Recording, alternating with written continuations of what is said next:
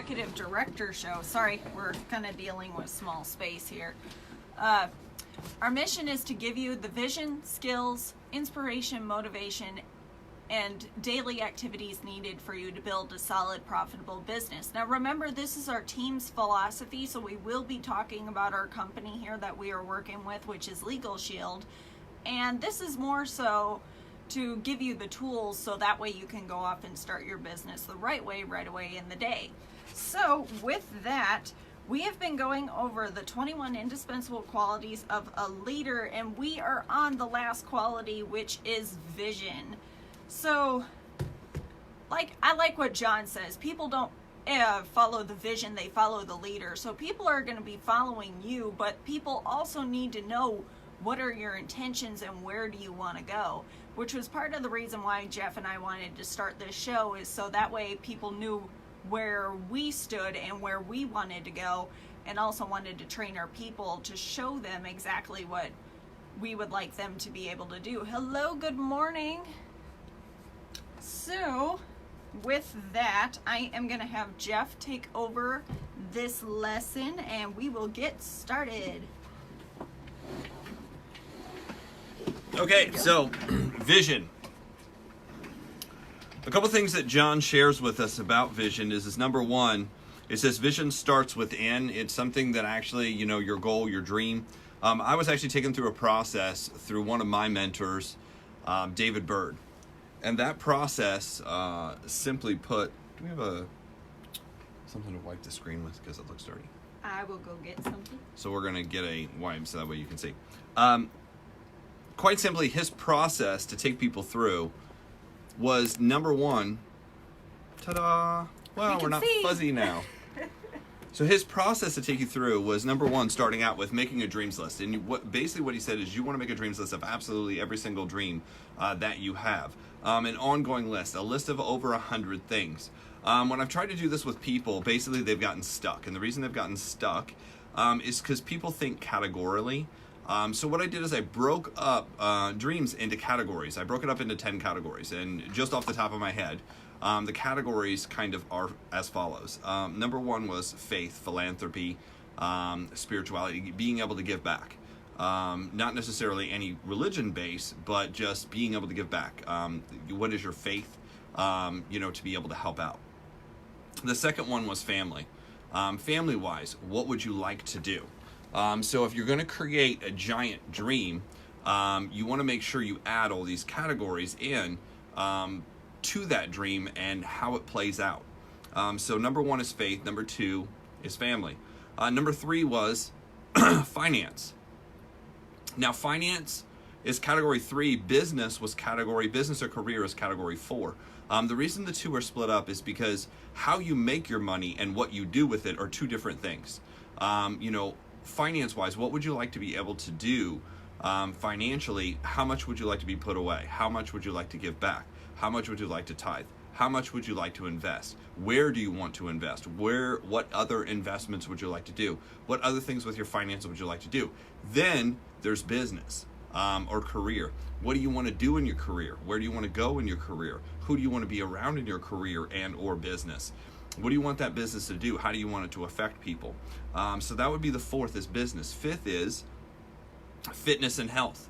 Obviously, fitness and health are really important on the list. What do you want to weigh?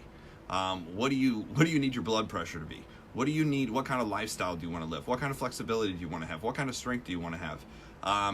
What kind of maybe relaxation do you want? When it comes to your fitness and your health, what kind of food do you want to eat? So that's a fifth area. Then it comes down to friends. What do you want to be able to do for your friendships and or relationships? What kind of things would you like to do with this group of people? Annie's here, Bill's here, Mulaney's here. Hello, hello. So on the sixth area that we're talking about, out of these 5 areas, dreams list, talk about friends. I talked about, experiences specifically. Is there education-wise an experience you want out of life? For instance, is there a workshop? Or are there a group of books? Is there an educational program that you want to go through? Is there a language you want to learn? So this is like more mental growth and or experiences that you want to experience. So that would be category 8. Category 9 was travel. Is there someplace you want to go? This doesn't necessarily have to be educational or anything. It's just like a bucket list of places that you'd like to go, participate in, and do. I'm sorry, that was actually 8, 9. 9 was travel. And then last, I had material things. Is there a particular house, car, boat, jet ski? Is there a place you want to shop? And these 10 categories basically make up your 100 dreams list. If you could make up 10 things you'd want out of each category, obviously you'd be way over 100. So this is how you create your 100 dreams list that basically ties into your vision. Now, what is vision? Vision is actually where you want to be at a certain moment in time. What I was taught by David Bird, one of my mentors, one of my coaches, is he said basically what you want to do is you want to build yourself out 5 years in advance. 5 years in advance. Where do you want to be 5 years from now? And what that does is that puts a picture out there of where you want to get to and what you're working towards and how you're adding everything you do into your life. It allows you to create that vision. A vision is where you're going to be at a certain moment in time. Your purpose is why you're doing what you're doing. Your vision is where you will be at a certain moment in time, and your mission is how you're going to get there. So this is how to break up what we call an MVP statement: your mission, your vision, your purpose. Mission, how am I going to get there? Your vision, where are you going to be at a certain moment in time? And then third is your purpose. Why are you doing what you're doing? This makes up the MVP statement. And what it does is it helps direct your life in a direction that is purpose-driven, that is vision-based, that is mission, so that way you're not wandering through life. Most people wander through life. Most people wander through life based on circumstances, what they run into. It's like whatever happens next, that's what the topic is of the day. You know, their car breaks down, their rent has an issue, the landlord has this issue, the insurance company, the storm that just happened, that's what you're talking about. And it's not really necessarily based on what's actually what you want. It's based on just what's happening. And most people live their life that way. What you'll find is the most successful people live their life on a vision. It's purpose driven, and they have a mission. They know exactly how they're going to get where they're going. And that's how to basically control and live your life rather than being controlled by circumstances and every other thing that pops up. So outside of this vision, outside of your 100 dreams list, that we went over the 10 categories, then you have your vision. Your vision statement is a statement of where you're going to be 5 years in the future. It's written in the present tense as if it's already happened. You know, I'm sitting here at my desk in 2024. You know, it's May, what does it say? The 29th? It's May 30th. It's May 30th, 2024. And I'm sitting here at my desk, and then you're basically going through category by category. You know, I've never been able to give more money than I've ever been able to give. I've never been able to help more people than I've ever been able to help. And it just kind of goes like that. I've actually got one written for those of you who are interested in this list. I have it written and put together, and I'll put it out today on my page, My Leadership Network. I'll put it out on My Leadership Network. It has the 10 categories written out, and then I actually have a full written vision statement. So that way you guys can kind of see what's going on. Then you're going to have your mission statement. Your mission statement is how you're going to get there. Iman's here. Hello. So Dakota, jump on. What's up, man? So once you have these two things down, the first two, which is your 100 dreams list and your vision statement, then you go into your mission statement. And or your purpose statement. A lot of people combine these together. I actually have two different ones. Mission is how you're going to get there. Your vision statement is more like a page to a page and a half. The ideal is one page, so that way you can read through it really easy. If it's 2 pages, you can just turn it over to be able to read it. And then you're going to have your purpose statement, why you're doing what you're doing. You know, why you're doing what you're doing may be the easy, simple one to do, but it may be the hardest one to do. And asking David Bird when he put this together and showed this to me, he said, well, Jeff, I said, man, yours is really good, because he read his, and his was just amazing. You know, he's like, I want to be this kind of a father. I want to be this kind of a husband. The reason I'm doing what I'm doing, you know, his purpose statement was unbelievable. And he's like, well, he's funny. He kind of has like this Southern Texas accent. He's like, well, Jeff, it took me 30 years to write that. I was like, wow, I don't have that kind of time. Like, I need to get this good now. He's like, and what happens is you'll probably revise it every single year. So if you kind of look at top down, what we're doing is narrowing down. It starts out with this huge dreams list of these 10 categories, 10 things in each category. And then it narrows down to your vision statement. Then it narrows down to your mission statement. Then it narrows down to your purpose statement. After you have your purpose statement done, then he goes through and teaches me this. He goes, every year of your life, there's going to be certain events in that year that basically it's like an 80-20 thing, right? 20% of the things you do in that year will make up for 80% of what actually happens that year. He goes, what you want to do is you want to plan the year before the year begins. I was like, what? He's like, yeah, you want to plan the year before the year begins. He goes, I bet every single month of the year there's going to be something on your calendar that you already know is coming that you can plan for ahead of time. And I started thinking about this, and I'm like, well, he's kind of right. Because in January, the first of the year, you kind of know what's going on at the beginning of the year. Everybody has the New Year's thing, and that's going to take a day or two to kind of get back and, get on track. In February, you already know that usually there's a holiday of some kind. February, most people are celebrating Valentine's Day. So if you're going to do something great for Valentine's Day, wouldn't it be nice to already have that day planned and everything all right? I'm talking to the guys because girls already know about this. And then in March, it just depending on who you are, if you celebrate it. In March, of course, they have a holiday. And you can just follow along with how Walmart changes their store ahead of time. See, Walmart's planning out ahead of time to sell you stuff. And if you walk through a month in advance, they're already preparing. Like right now, they're already preparing for graduations. And I guarantee as soon as graduation and Father's Day stuff is over, what they're going to do is they're going to flip that really quick to July 4th, and it'll all be July 4th stuff. We just recently had Memorial Day. It was all Memorial Day stuff. Before that, it was all Easter stuff and spring and, celebrating Easter time, because they're celebrating it based on holidays. And even if you don't necessarily plug into that holiday, there's enough people who do. And he's like, you can just plan stuff out based on, the year. You already know this stuff is coming. So in March, you have St. Patrick's Day. In April, there's Easter. In May, there's Memorial Day. You come in June, there's graduations, there's Father's Day. In July, it's July 4th. In August, what happens in August? I don't know. Everybody goes back to school usually. There's back to school things. And then, September has, help me. It's not Memorial Day. It's Labor Day. Labor Day, which is ironic because on Labor Day nobody works, which would make sense. Not at all. But Labor Day. And then Labor Day falls into October, which is, a lot of people have Halloween, and then there's Thanksgiving, and, then the rest of the year and the holiday season. So it's like every single month you kind of know something's coming. And here's the thing. Most people, especially in the United States, if you grew up here, if you went through our school system, they've kind of prepared you in the United States for this stuff, ahead of time. Because every single school year you've celebrated it. For years, people kind of run on this schedule. And what happens inside of network marketing and direct sales is you kind of have to plan this out knowing that those holidays and stuff like that's coming, because a lot of people mentally check out because they've been mentally checking out since they were 5 years old and entered the school system.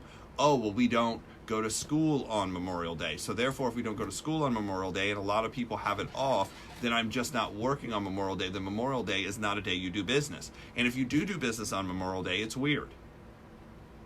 Now, fortunately, I was able to sign somebody up on Memorial Day. And the reason being is because I was already there, and it was something that had already been discussed ahead of time. What we were doing is just finalizing that sale. We weren't initiating that sale, which is different.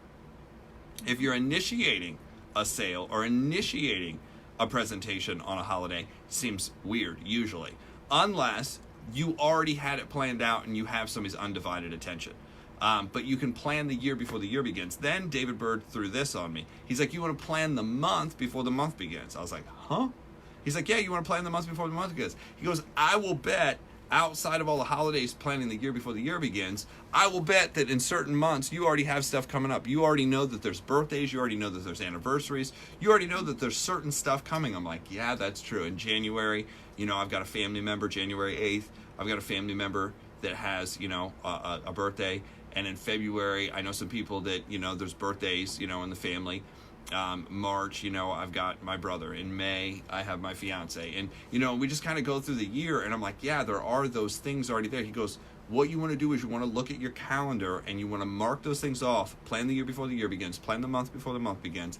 Then he threw this one at me. He goes, you want to plan the day before the day begins. I'm like, do I have to plan the breath before the breath? Like, that's how I was thinking. I was like, this is too much.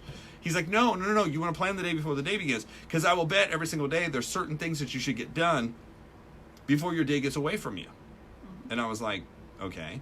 He goes, for instance, if you have a show like this coming up, wouldn't it make sense to take out your book, know what's going on, kind of already have some stuff planned out? And I was like, oh, okay, yeah, that kind of makes sense. He goes, if you have calls to make, when is a good time to prepare to make those calls? Do you want to make that list when you get up, or do you want to make that list the day before? I said, well, actually, it'd probably make more sense to make that list the day before. He goes, exactly. If you have certain people you're going to contact, you want to make that list before.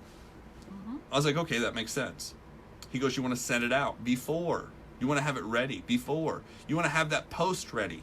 If you know that you're going to be posting online, especially if you start building big, and what I mean by big is there's blogs that you're doing and things like that, you want to have that stuff scheduled out. Brandy's better at that than me. He goes, but you want to plan the day before the day begins. He goes, so if you track back the widest part of the funnel, he goes, it's your dreams list, your 100 dreams list. You want to put that together. He goes, once you have your 100 dreams list, then that narrows down into your vision statement, your 5-year vision statement. That's the farthest thing out. Then you're going to write your mission statement, how you're going to get where you're going. Then you're going to write your purpose statement, why you're doing what you're doing. I was like, okay, that makes sense. He goes, then you're going to want to make one big goal for the year. What will be the one big goal that you need to hit this year that will help you accomplish your vision, your mission with your purpose? And I was like, okay, that makes sense. You're going to write one goal. He goes, once you have one goal for the entire year, then it drops down a little bit more specific into what needs to go on this year. Plan the year before the year begins. Then it's plan the month before the month begins. Then it's plan the day before the day begins. What do you need to be doing every day? Now, if I pull John Maxwell into this, John Maxwell says, the farther you see out into the future, the more successful you are. Because the farther you can see into the future, the more you're directing exactly what's going to happen rather than living in circumstance, which is what most people do. This is the big mindset difference between why people are super successful and why most of us just scrap through each day, like a boat going down without oars down the river. We just run into this rock and that rock, and that's what we talk about. Well, I just crashed again. Well, I just crashed again. Meanwhile, the people who were like really diligent and planning it all out were like, yeah, I already knew that rock was there. I avoided that. I went around it. I got out of the boat. And got out of the boat, you're like, yeah, I took the Jeep down the trail rather than the boat. And you're like, I didn't even know that was an option. And the reason you didn't know that was an option is nobody sat down and taught it to you. So this is what super successful people do. That's why, I see things a little bit differently, is because David Bird took me aside and he's like, look, the people that I coach, the people that I've worked with in the past make $500,000 or more. He's like, they've already made it. They understand a lot of this stuff. So they understood the goal setting. They understand planning the year before the year begins, planning the month before the month begins, planning the day. Everything is geared towards moving you forward based on your dreams and your goals. Now, the reason why most of us aren't successful is most of us, there's this thing inside you called your basic human instinct. And your basic human instinct controls everything you do. It controls your thoughts. It controls and basically tries to keep you right where you're at. That's what you call your comfort zone. So your comfort zone is actually controlled by your basic human instinct, and that instinct is to keep you alive. The problem is the instinct to keep you alive, your basic human instinct, is actually keeping you from your dreams and goals. That's why we all appear to be crazy. If you've ever wondered, like, am I nuts? I write this stuff down, I want to go do it, and then I don't accomplish it. Why is that? It's because your basic human instinct, we grew up, outside, living in caves, basically trying to avoid getting eaten, getting killed by the weather and the elements. And what we did is we found shelter, and we never wanted to leave that little area. The reason they call it a comfort zone is it is the zone of comfort that we live in, that we know what's happening at all times. Or at least we appear to know what's happening at all times. In our comfort zone, our basic human instinct says, stay within this circle, stay within this line, don't go outside of this area, because outside of this area is an unknown. If you go outside of this area and it's unknown, you could possibly get hurt. And that would be bad.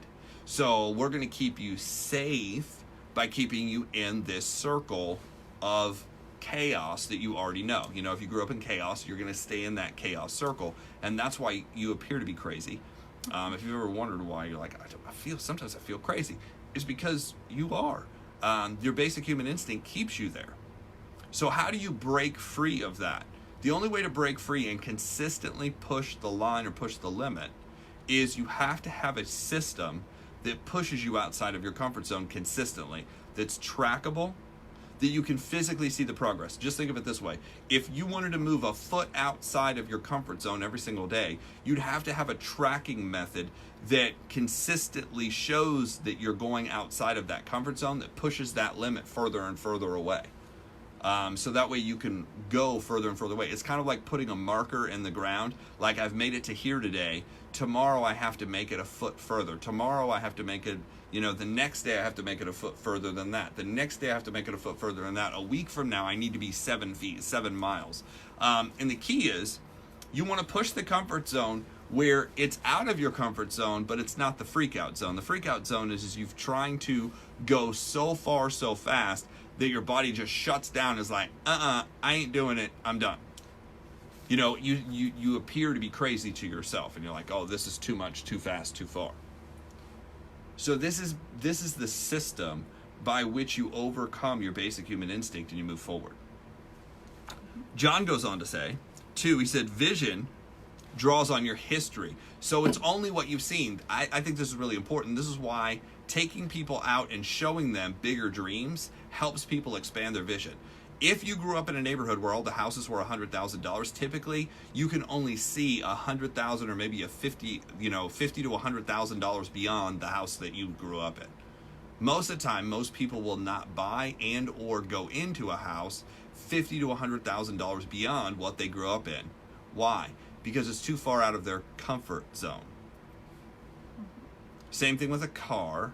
Same thing with an income. If you grew up at a certain income, typically you're not going to go that far outside of that income because it's uncomfortable. Your basic human instinct pulls you back in. 3, it says, does your vision meet others' needs? Meaning, are there more people involved in your vision than just you? What is it going to take to get there? Inside of building a direct sales network marketing business is a little bit easier. Abel, hello. It says your vision helps you gather resources. Your vision helps you gather resources. So when you want to do something bigger, you're going to have to involve different people. If you have to involve different people, this helps you expand. So John talks about reflecting on it. He says, reflecting on it, you're going to listen to your inner voice. Your inner voice is going to tell you a lot of things. What you have to be careful of your inner voice. If your inner voice is that basic human instinct, that comfort zone that's trying to pull you back in, you want to be very, very careful if that's what's happening. 2, it says the unhappy voice. It says, where does inspiration for great ideas come from? A lot of times it's disappointment and or achievement. It's disappointment and or achievement. So that's something to kind of think about. Sorry, my book got folded in half, which I don't necessarily like. Okay, the successful voice. The successful voice says, this is the things I want, this is what I desire, this is what I'm trying to get done, this is what I'm trying to do. And then the higher voice. The higher voice is, an element of spirituality that's speaking to you that says, hey, this is the direction to go, this is where to, help the world. So bringing it home, just to wrap up, it says, to improve your vision, do the following. It says, measure yourself. Measure yourself. Where are you at currently? Are you living up to your potential? Are you getting closer to your dreams?